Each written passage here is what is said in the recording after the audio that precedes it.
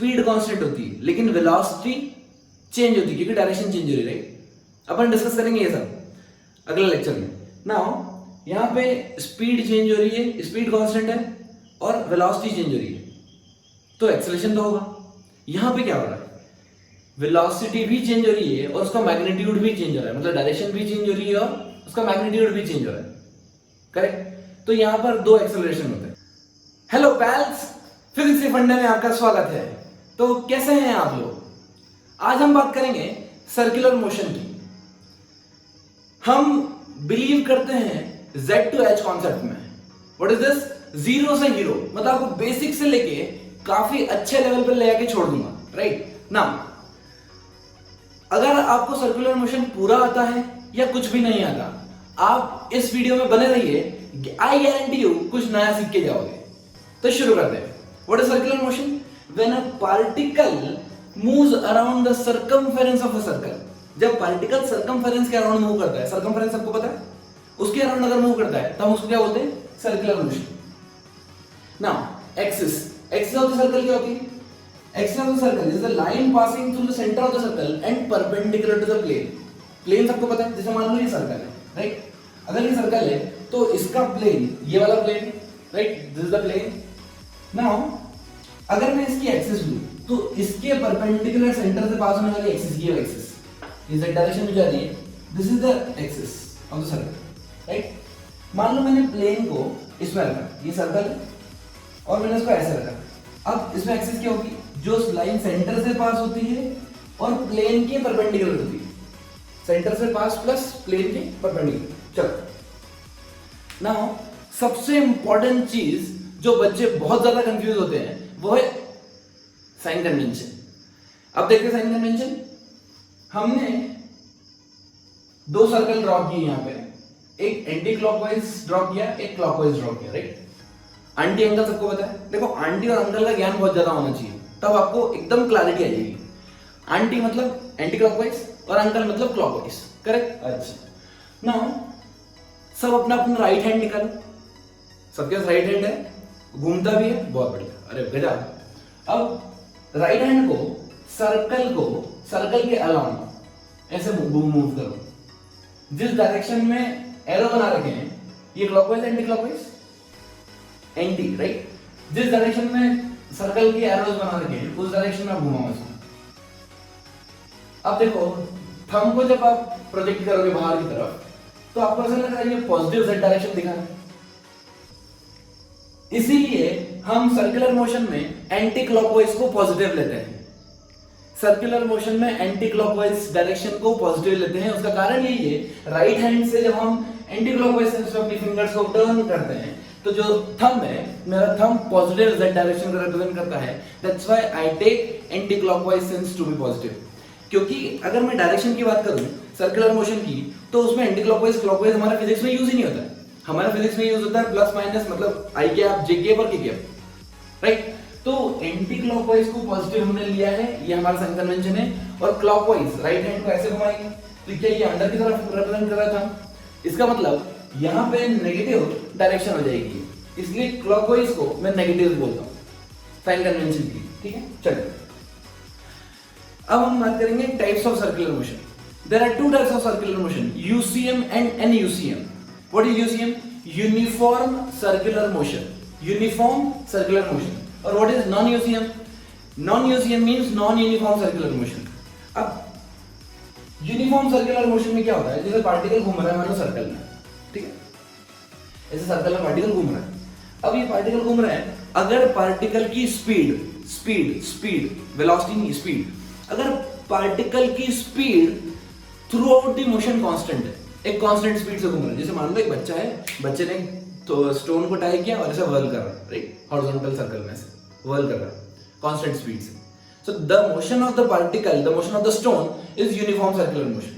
Uniform circular motion में particle की speed constant रहती है। और एनयूसीएम में क्या होता है, नॉन यूनिफॉर्म सर्कुलर मोशन में पार्टिकल की स्पीड चेंज होती रहती है, मतलब अभी धीरे धीरे घूम रहा है फिर तेज घूमने लग गया ऐसे, राइट। सो यहां पर स्पीड या तो इंक्रीज होगी डिक्रीज होगी, मतलब स्पीड वेरी होती है, करेक्ट। नाउ अगर मैं आपसे पूछूं uniform circular motion is a case of uniform motion, yes और नो? इसका करेक्ट आंसर नो है। भाई मैंने याद है आपको, मैंने काइनेमेटिक्स 1 पार्ट में पढ़ाया था। Uniform motion means if the velocity of the particle is constant, that is called as uniform motion. So uniform motion को uniform circular motion से कंपेयर मत करो। ये uniform circular motion का कॉन्सेप्ट हम स्पीड के बेसिस पे लेके आए हैं, ठीक है? Uniform circular motion uniform motion का केस नहीं है, क्योंकि यूनिफॉर्म मोशन में वेलोसिटी कांस्टेंट होती है, वेलोसिटी कांस्टेंट होती है मतलब डायरेक्शन भी कांस्टेंट होती है और स्पीड भी कांस्टेंट होती है उसकी। यहाँ पे स्पीड तो कांस्टेंट है, लेकिन यूनिफॉर्म सर्कुलर मोशन में डायरेक्शन हर पॉइंट पे चेंज होगी। ये चीज क्लियर? आगे बढ़ते हैं। Now we will discuss about angular variables. तो कौन कौन सा एंगुलर वेरिएबल होते हैं? सबसे पहले हम देखते हैं angular position. What is angular position? Angle made by the radius of the particle with the reference radius. Suppose मैंने एक सर्कुलर पाथ लिया, मेरा पार्टिकल सर्कुलर मोशन कर रहा है, राइट? ये सेंटर है, ये इसकी एक्सिस है। मान लीजिए मैंने इसको रेफरेंस रेडियस बोल दी, राइट? किसी को भी रेफरेंस मान सकते, कोई दिक्कत वाली बात नहीं। अगर मैंने इसको रेफरेंस रेडियस बोला, ये ए को t इक्वल टू 0 में पार्टिकल चलना स्टार्ट हुआ, राइट? वो यहां से इस पोजीशन पे पहुंच गया, राइट?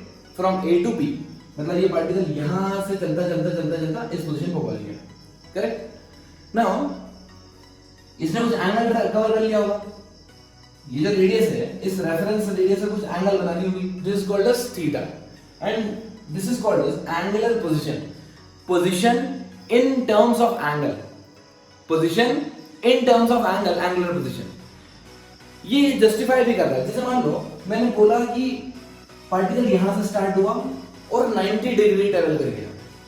ध्यान से क्या बोल रहा हूं मैं, 90 डिग्री ट्रेवल कर गया। इसका मतलब कहां पहुंच गया पार्टिकल? 90 डिग्री, मतलब क्या यहां पहुंच गया 90 डिग्री ट्रेवल करके। तो मैं आपको एंगल बता रहा हूं और आप मुझे क्या उसकी पोजीशन बता रहे हैं। Clear? That's why it is called as angular position. The position of the particle in terms of angle is called as angular position. ठीक, चलिए अब हम देखते हैं एंगुलर डिस्प्लेसमेंट। क्या हुआ हमारा? मान लीजिए कि t equal to t1 time पे मेरा पार्टिकल यहां था, ठीक, जो कि एंगल कितना बना था? θ1 मान लेते हैं। अब वो पार्टिकल घूमता घूमता फर्स्ट डिस्टेंस में यहां पहुंच गया, कितने टाइम में? t2 टाइम में। अगर मैं आपसे पूछूं यहां से यहां जाने में टाइम कितना लगा? क्या t2 minus t1? Simple. But इसने एंगल कितना बना दिया? अब मान लीजिए θ2 एंगल बना दिया। कहां से? रेफरेंस रेडियस से, राइट? अगर मैं आपसे पूछता हूं इसका एंगुलर डिस्प्लेसमेंट कितना हुआ है? Displacement in terms of angle. So ये जो डेल्टा थीटा होता है, ये यहां से यहां तक angle, displacement of the particle in terms of angle, ये हुआ मेरा θ2 minus θ1। This is called as angular displacement. ठीक है? नाउ एक टर्म आती है angular velocity. What is angular velocity? आपको पता है डिस्प्लेसमेंट और वेलोसिटी में जो रिलेशन है, सेम रिलेशन एंगुलर वेलोसिटी और एंगुलर डिस्प्लेसमेंट में भी। क्या रिलेशन है? The rate of change of angular displacement is called as angular velocity. Rate of change of angular displacement is called as angular velocity. मतलब angular displacement क्या θ2 minus θ1 हुआ है, और टाइम कितना लगा? t2 minus t1। इसको हमने नया नाम दिया है यहां पर, इसको हम बोलते हैं omega. What it is called as omega. So this omega, w जैसा दिख रहा है लेकिन ये ग्रीक सिंबल है, right? So this omega is angular displacement divided by time taken of the particle, time taken by the particle. Now, there are two types of angular velocity. First is average angular velocity and second is instantaneous angular velocity. इस type की terminology हम पहले भी part 1 में पढ़ चुके हैं, right? So what is this average angular velocity? Average angular velocity means displacement by total time. Angular displacement by total time. तो मैं यहां पे लिख सकता हूं delta theta divided by delta T, कि ये ओमेगा एवरेज के बराबर है। और अगर मैं टाइम इंटरवल को घटाते जाऊं एकदम पॉइंट पे बात करूं, that is called as instantaneous angular velocity.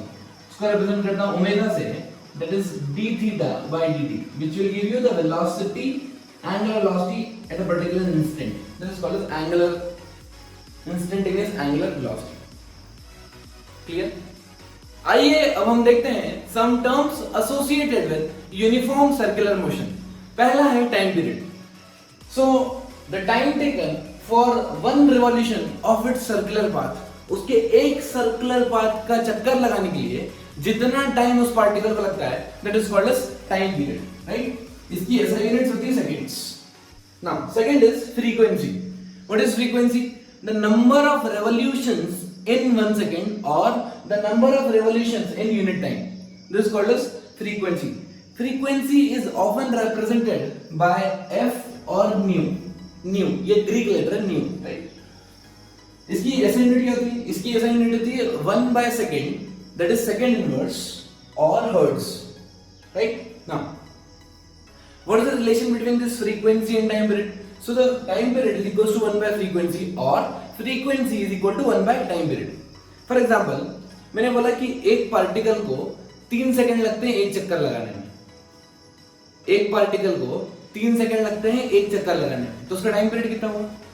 3 second. The number of the time taken by particle for one complete revolution, 3 second एक सर्कल में, राइट?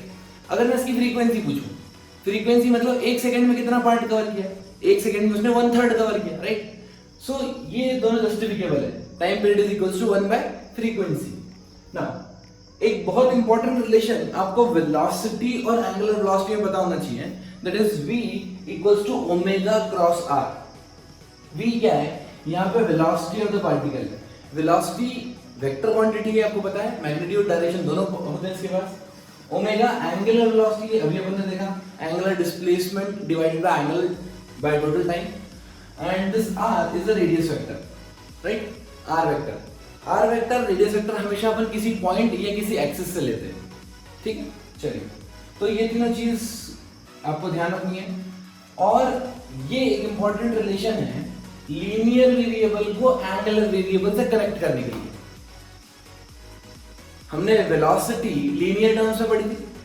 जब पार्टिकल घूम रहा है, मान लो सर्कल में घूम रहा है, तो ऐसे ऐसे ऐसे घूम रहा है, तो पार्टिकल की स्पीड भी ऐसे ऐसे टर्न होती है, right?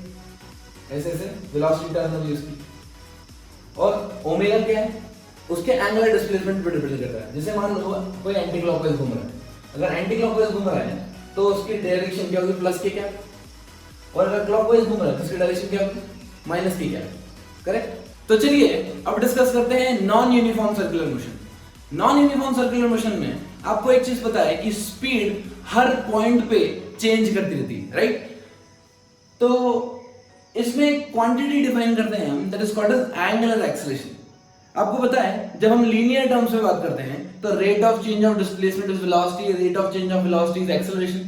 Similarly here, rate of change of displacement, that is angular displacement, rate of change of angular displacement is angular velocity and rate of change of angular velocity is angular acceleration.